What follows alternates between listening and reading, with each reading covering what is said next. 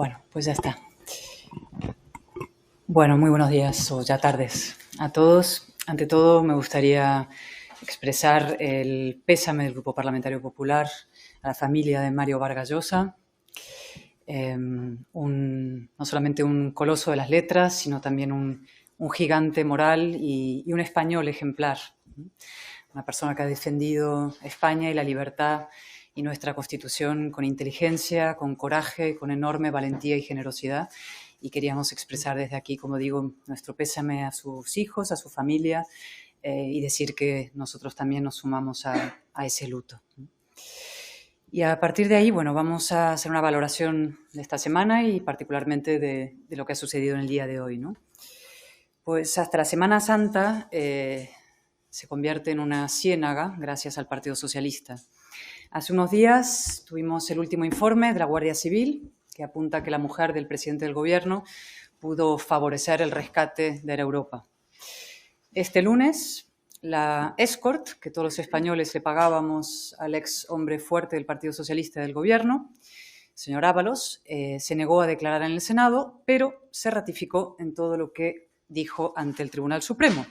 Es decir, que fue contratada con dinero público para no hacer absolutamente nada. Es decir, con Pedro Sánchez, empresas públicas dependientes del Gobierno han pagado por no ir a trabajar a mujeres que mantenían relaciones sexuales con los ministros. Dicho sin eufemismos, a prostitutas y no solamente a prostitutas. El Estado convertido en una gigantesca agencia de colocación de familiares, amigos y amantes de miembros del Gobierno y del PSOE. No es un milagro, son tus impuestos.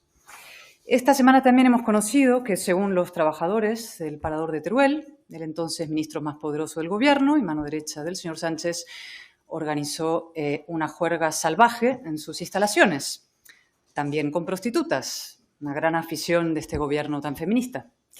Y que esa noche también se alojó allí la entonces delegada del Gobierno en Aragón y hoy portavoz del Gobierno y ministra de Educación, de la que todavía esperamos una explicación adulta y pormenorizada, qué ocurrió allí, cuándo se enteró de lo que ocurrió y por qué no lo contó.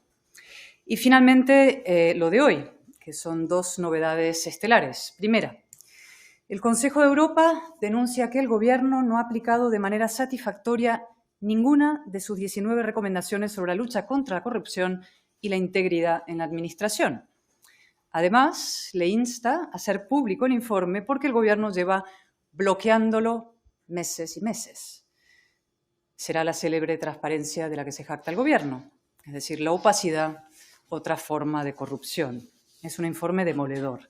Si el señor Sánchez llegó al poder gracias a una moción de censura contra la corrupción y ahora el Consejo de Europa lo censura a él por no luchar contra la corrupción y encima ocultarlo.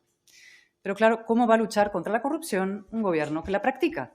Es decir, que rebaja el delito de malversación por interés político, que se empeña en amnistiar a malversadores contra el criterio del Tribunal Supremo y de Europa, cuyo hombre fuerte, como dije hace un instante, ojo, el que presentó la moción de censura exigiendo decencia, pagaba sus prostitutas con fondos públicos, y el Gobierno cuyo ministro de Justicia se ha pasado la mañana declarando en un caso de corrupción que afecta al entorno más íntimo del presidente del Gobierno.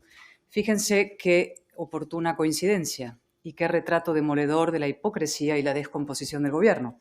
El mismo día que el Consejo de Europa emite un informe demoledor sobre la falta de compromiso del Gobierno en la lucha contra la corrupción, el ministro de Justicia tiene que declarar por un caso de corrupción y en el propio Palacio de la Moncloa y que afecta, insisto, al entorno más íntimo del presidente del Gobierno, a su propia mujer.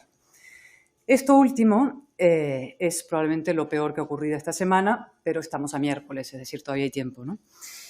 Lo repito porque son tantos los escándalos que a veces la gravedad de cada uno de ellos se va diluyendo en el vertedero.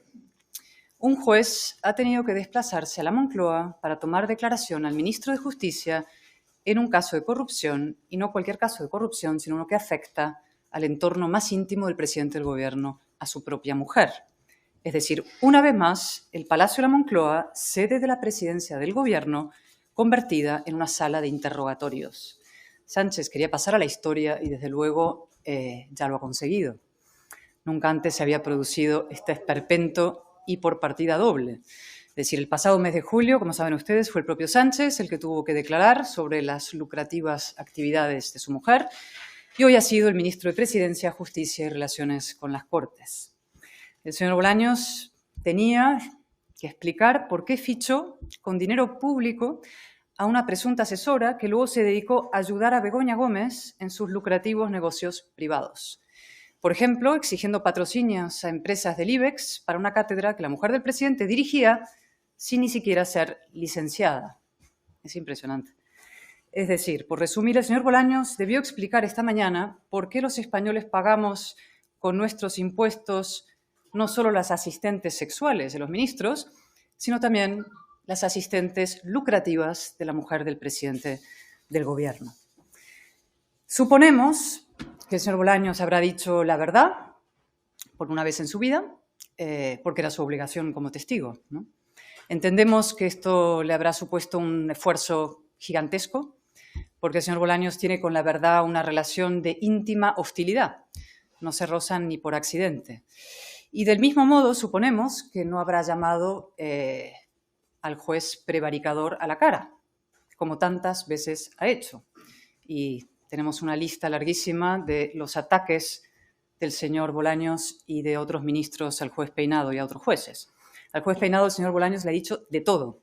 Le ha acusado de encabezar una persecución contra Sánchez y su familia cruel, injusta, terrible, indudable, sucia, injustificable, inhumana, plagada de mentiras y de insignificancias. El señor Bolaños se ha convertido hace tiempo, como he dicho alguna vez, en el jefe de la brigada de linchamiento de los jueces. Bueno, de los jueces que dictan resoluciones contrarias a los estrictos intereses del gobierno. Y la presidenta del Consejo General del Poder Judicial y del Supremo, como saben ustedes, ha tenido que recordarle ya 3 veces que los ataques a los jueces son inaceptables. Y, por cierto, hoy mismo, el ministro Planas ha tenido hoy la pésima idea de también atacar al juez Peinado. Y se ha puesto irónico, ¿no? Ha dicho que le quedan millones de españoles por interrogar para encontrar algo. Desde luego, no sabemos si hay millones de españoles, pero el que desde luego podría declarar ante un juez para aclarar muchos asuntos que afectan la corrupción del gobierno es el propio señor Planas.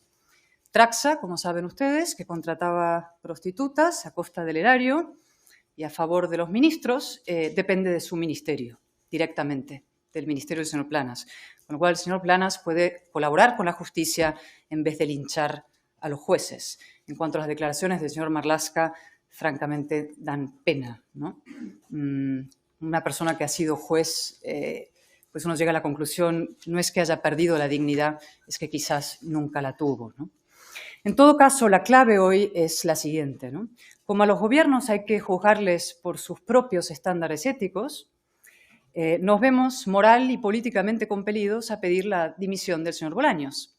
Y es que en la moción de censura contra el presidente Rajoy, el candidato Sánchez sentenció que la mera imagen del presidente declarando como testigo en un caso de corrupción era, y cito literalmente, un punto culminante que exige su dimisión por devaluar la institución. Lo repito, un punto culminante que exige su dimisión por devaluar la institución. Por el mismo criterio, hoy también tenemos un punto culminante. El señor Bolaños tiene que dimitir hoy mismo por devaluar 3 instituciones a la vez: el Ministerio de Presidencia, el Ministerio de Justicia y el Ministerio de Relaciones con las Cortes. De hecho, probablemente sería la mejor manera de responder al demoledor informe del Greco, del Consejo de Europa, ¿no? Que el gobierno sí lucha contra la corrupción, pues Sánchez puede aplicar sus propios estándares éticos con los que llegó al poder y destituir hoy mismo al señor Bolaños. O mejor aún, convocar elecciones. La única manera de luchar contra la corrupción y de cumplir las exigencias de Europa e incluso las propias esgrimidas por el señor Sánchez para llegar al poder es la convocatoria de elecciones. En cuanto al señor Bolaños, la verdad es que se ha ganado una dimisión a pulso, incluso diré una destitución, es decir, está siendo una calamidad ministerial incluso para los propios intereses del señor Sánchez. El señor Bolaños va a ser recordado por 4 grandes hazañas antidemocráticas. 1. Redactar a 4 pies con un prófugo de la justicia la ley de amnistía, transacción corrupta sin precedentes que encima el Tribunal Supremo considera inaplicable. 2, mantener contra viento y marea a un fiscal general imputado por revelación de secretos para intentar destruir a una rival del gobierno, un delito puramente totalitario, y a ver qué cuenta, por cierto, Google del contenido de sus móviles. Como le he dicho muchas veces, todo se sabrá. Tercero, convertir la presidencia del Congreso de los Diputados en una humillada correa de transmisión del gobierno y las sesiones de control en una auténtica farsa. Y 4, erigirse en abogado defensor de la familia del presidente del gobierno investigada por corrupción, incluso colocar todas las instituciones, Fiscalía y Abogacía General del Estado, a su servicio, y todo para acabar declarando el mismo ante un juez. Como he dicho, una calamidad ministerial.